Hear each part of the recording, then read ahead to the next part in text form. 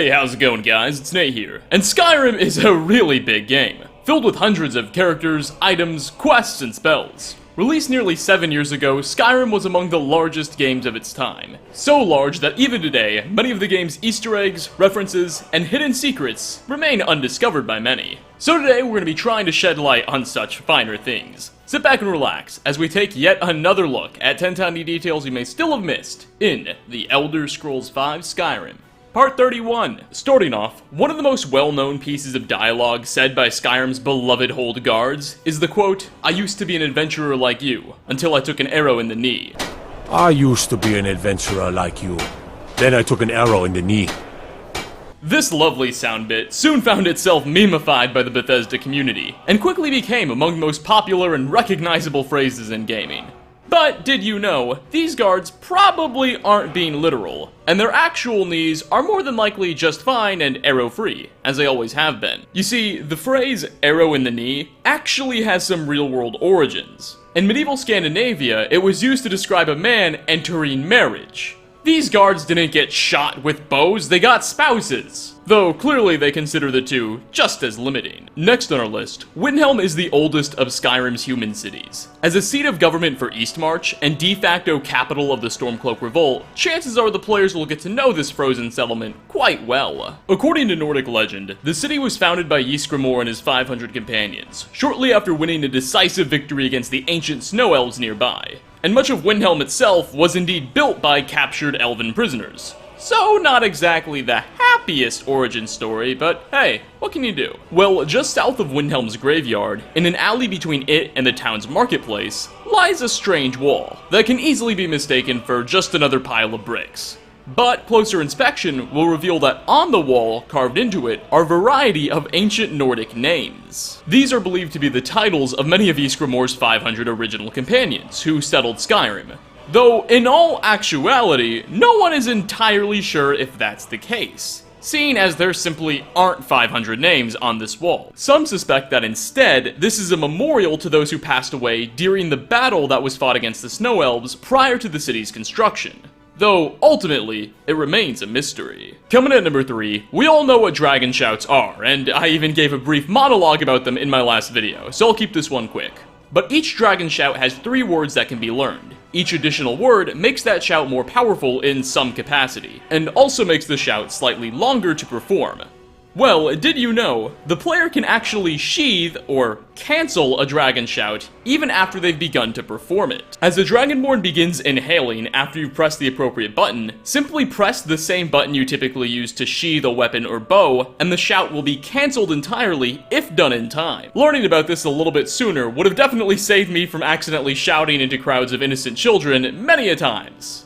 Too bad it took 7 years to figure out. For a 4th spot, we've talked about Festus Krex in the last Tiny Details video. Old man of the Dark Brotherhood and a legendary magical assassin, he's been around for quite a while. Though, interestingly, isn't even the eldest living member of the guild. That honor, ironically, falls upon a child named Babette. Well, it would seem his entire existence is a subtle nod by Bethesda to a character from the 1964 TV series The Addams Family, known as Uncle Fester.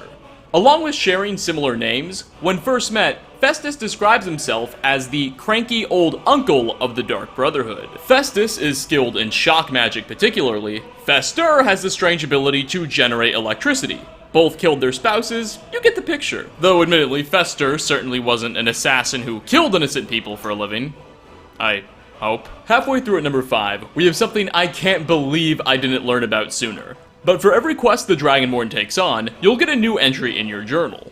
Well, next to the title of that specific quest over its journal description, there will always be a small decorative graphic. And that graphic will actually change depending on the type of quest you're pursuing. Main quests will have a dragon-themed image, whereas Civil War quests will feature a bear and Imperial sigil, representing both sides. Daedric quests will have a Daedric inscription. Thieves Guild quest will have lockpicks. Quests with the Dawnguard DLC will have a Dawnguard shield and a picture of a vampire. And that's not even half of it. It's a really small, subtle feature, but one that I certainly appreciate nonetheless. 6th, punching horses connected to carriages will cause nearby NPCs to say a unique line of dialogue, discouraging you from further such behavior.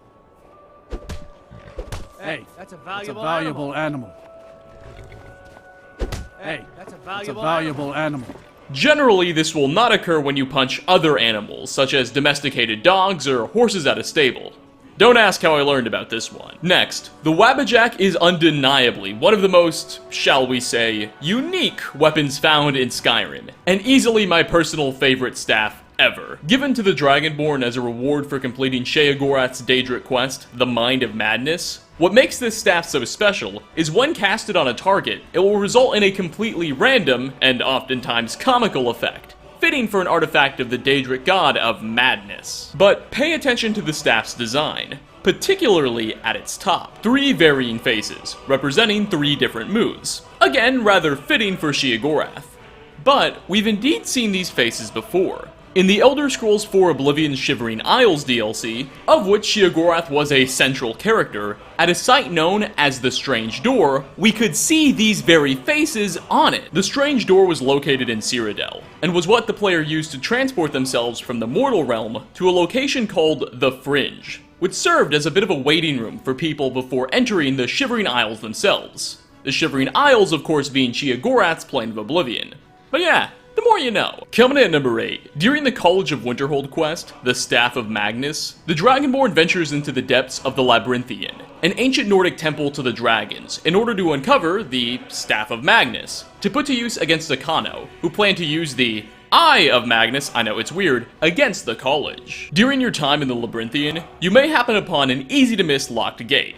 Now again, I must emphasize the Labyrinthian is quite large, and you are under constant attack. So this area is very easy to overlook. But behind this gate, once the lock is picked, will be both a unique ancient Nordic helmet, as well as a unique ancient Nordic sword, plunged into a fire sitting atop of each other. The helmet will appropriately be named Ancient Helmet of the Unburned, and offer 40% more resistance to fire damage. Likewise, the sword will cast additional fire damage. In all fairness, if you're already at this point in the College of Winterhold questline, chances are you have some better gear anyway. But hey, it's a nice thought by Bethesda. Getting close to the end here at number 9, Stillborn Cave is a Falmer overrun cavern in Winterhold, just north of Windhelm. Like most other Falmer dwellings, Stillborn is filled with the remains of those humans who have been unlucky enough to fall into the hands of these grotesque creatures. Though one of these skeletons you can find lays in a position that really highlights what they seem to care most about in life. One pile of bones towards the end of the dungeon seems to be reaching for a pouch of gold coins, as well as 2 flawless gems. Keep in mind, this person died in this position while in Falmer captivity. Rather than prioritizing, oh, I don't know, getting out safe or helping your friend survive, this man, well, he knew what matters most in life.